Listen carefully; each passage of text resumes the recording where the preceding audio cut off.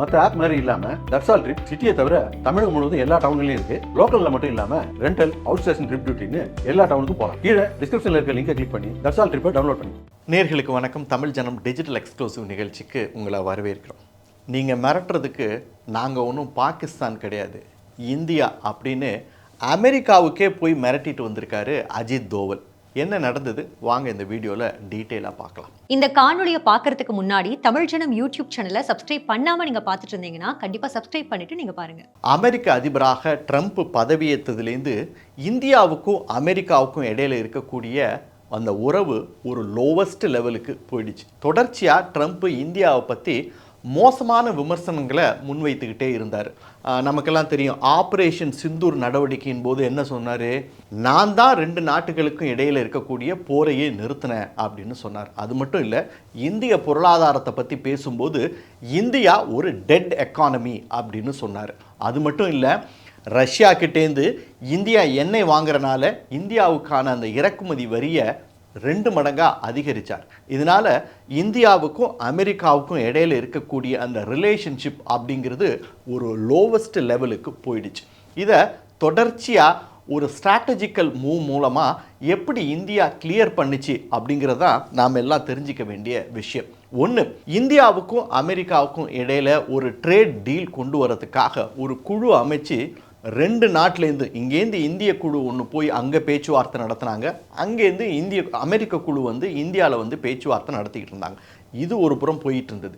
யாருக்குமே தெரியாத ஒரு விஷயம் நடந்தது. அது என்ன அப்படின்னா, இந்தியா அமெரிக்கா இடையே இருக்கக்கூடிய அந்த ரிலேஷன்ஷிப்பில் ஏற்பட்ட அந்த டேமேஜை சரி பண்ணுறதுக்காக இந்தியாவினுடைய தேசிய பாதுகாப்பு ஆலோசகர் அஜித் தோவலை மத்திய அரசாங்கம் அமெரிக்காவுக்கு அனுப்பி வச்சிருந்தது. அமெரிக்காவில் போய் காலடி வச்சோடனே அங்கே போய் தயவு செய்து நீங்கள் இந்தியாவை மிரட்டாதீங்க, நாங்கள் உங்களுக்கு ஏற்ற மாதிரி நடந்துக்கிறோம் அப்படிலாம் சொல்லுவார் அப்படின்னு தான் அமெரிக்கா நினச்சிது. ஆனால் நடந்தது அப்படி இல்லைங்க. அஜித் தோவல் அமெரிக்காவினுடைய வெளியுறவுத்துறை அமைச்சர் மார்க்கோ ரூபியோவை போய் சந்தித்தார். அங்கே போய் சந்தித்து அவர் சொன்ன வார்த்தை இதுதான், நீங்கள் புள்ளி பண்ணுறதுக்கு நாங்கள் ஒன்றும் பாகிஸ்தான் கிடையாது, இது இந்தியா. உங்களை மாதிரி நிறைய அரசாங்கங்களை நாங்கள் பார்த்துருக்கோம். நீங்கள் தொடர்ச்சியாக இப்படியே பண்ணிகிட்டு இருந்தீங்கன்னா ட்ரம்ப்போட டேர்ம் முடிகிற வரைக்கும் காத்துக்கிட்டு இருக்கோம்.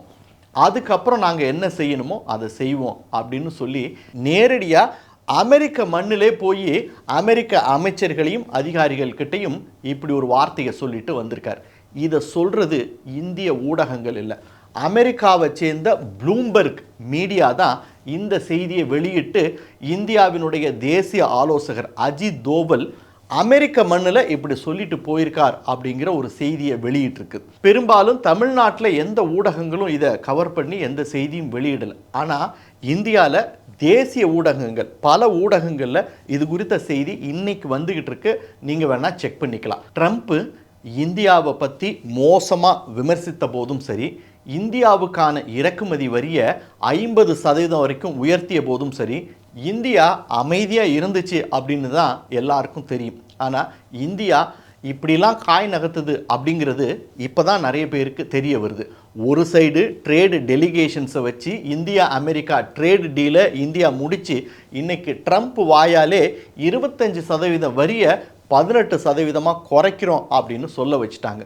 இன்னொரு சைடு அஜித் தோவலை அமெரிக்காவுக்கு அனுப்பி அமெரிக்க அதிகாரிகளையே மிரட்டியிருக்காங்க. இதுதாங்க இந்தியாவோட ஸ்டைலு. இது போன்ற சுவாரஸ்யமான புது தகவல்களை தெரிஞ்சுக்க தமிழ் ஜனம் சேனலை உடனே சப்ஸ்கிரைப் பண்ணிக்கோங்க.